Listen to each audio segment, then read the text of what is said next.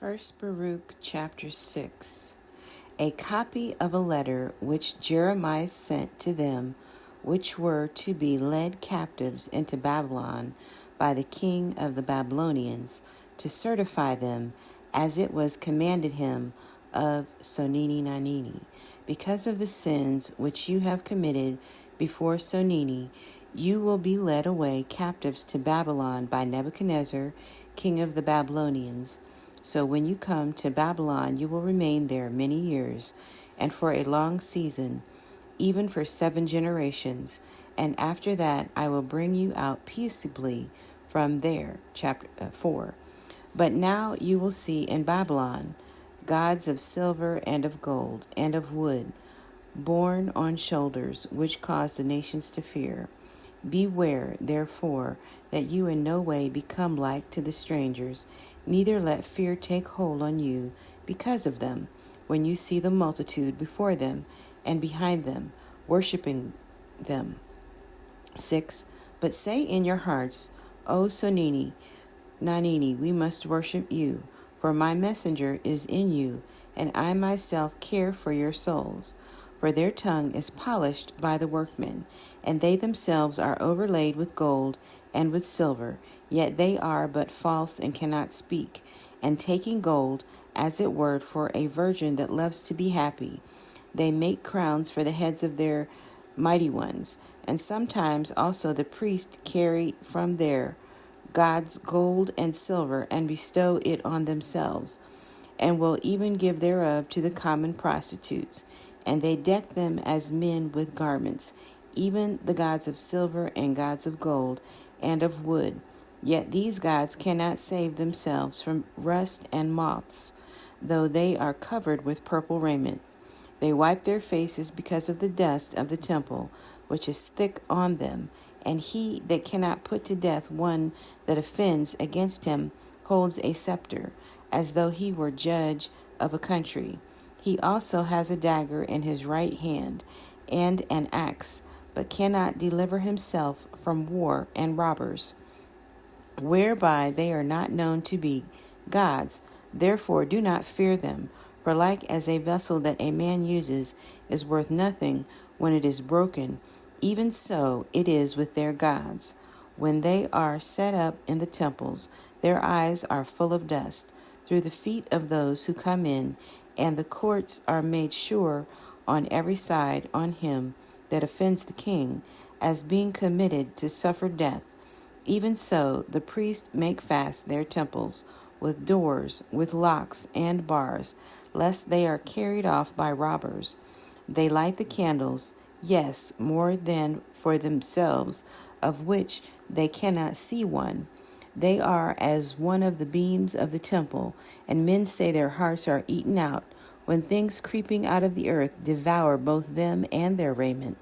They do not feel it when their faces are blackened through the smoke that comes out of the temple. Bats, swallows, and birds land on their bodies and heads, and in like manner the cats also, whereby you may know that they are no gods. Therefore do not fear them, notwithstanding the gold with which they are beset to make them beautiful, except one wipe off the rust. They will not shine, for not even when they were molten did they feel it. Things wherein there is no breath are bought at any cost, having no feet, they are borne on shoulders, whereby they declare to men that they are worth nothing. They also that serve them as ashamed, for if they fall to the ground at any time, they cannot rise up again of themselves, neither, if they are bowed down, can they make themselves straight. But the offerings are set before them, as if they were dead men, and the things that are sacrificed to them, their priests sell and spend. And in like manner their wives also lay up part thereof in salt, but to the poor and to the impotent they will give nothing thereof.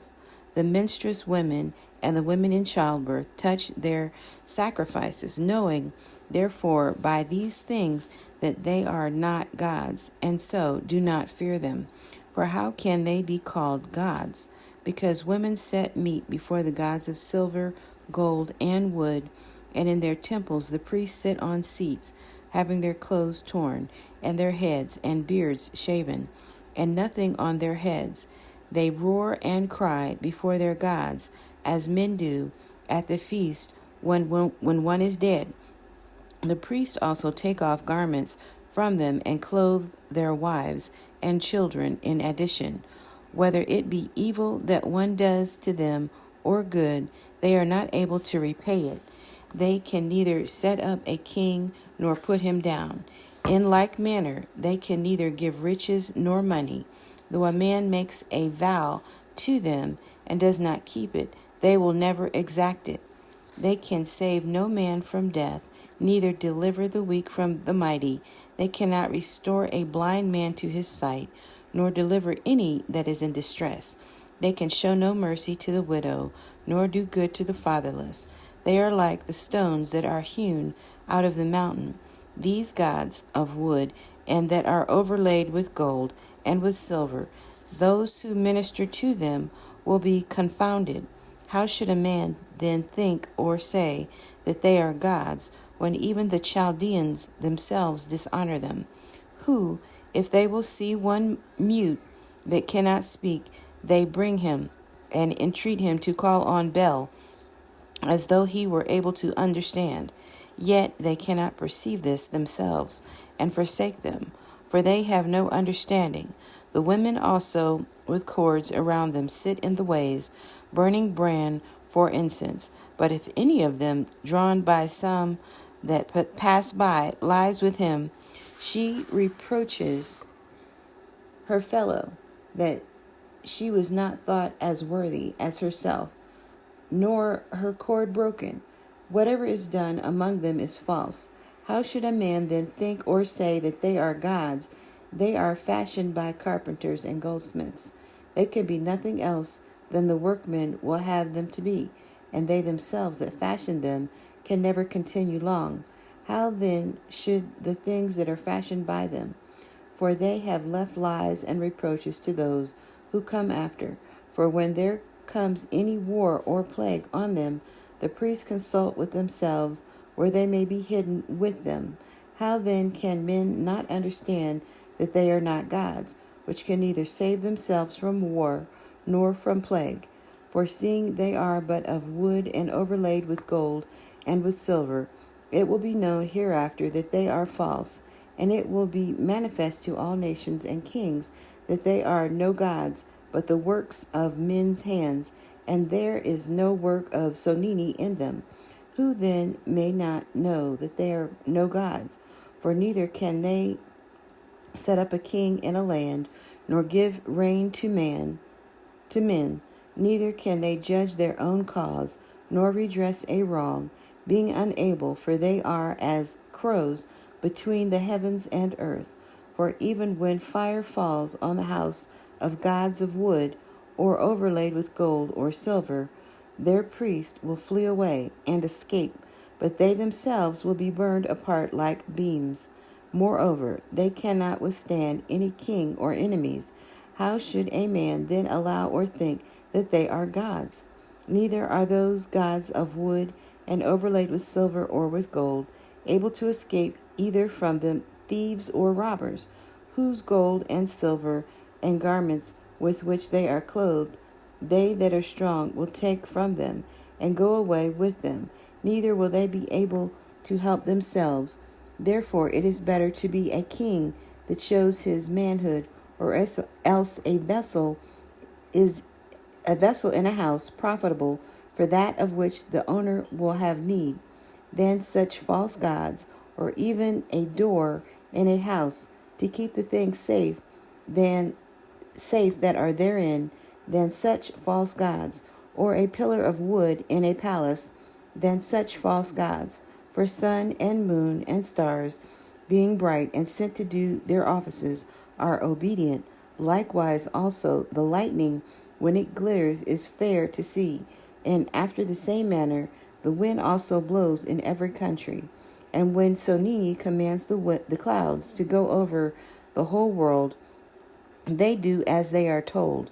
And the fire sent from above to consume mountains and woods does as it is commanded.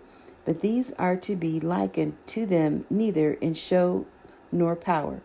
Why a man should neither think nor say that they are gods, seeing they are neither able to judge causes nor to do good to men, knowing therefore that they are not gods, do not fear them, for they can neither curse nor bless kings, neither can they show signs in the heavens among the nations, nor shine as the sun, nor give light as the moon. The beasts are better than they, for they can get under a covert and help themselves. In no way then is it manifest to us that they are gods. Therefore do not fear them. For as a scarecrow in a garden of cucumbers that keeps nothing, so are their gods of wood and overlaid with gold and with silver. Likewise also their gods of wood and overlaid with gold and with silver are like to a white thorn in an orchard that every bird sits on, as also to a dead body that is cast out into the dark. And you will know them to be no gods by the bright purple that rots on them, and they themselves afterwards will be consumed and will be a reproach in the country. Better, therefore, is the just man that has no idols, for he will be far from reproach.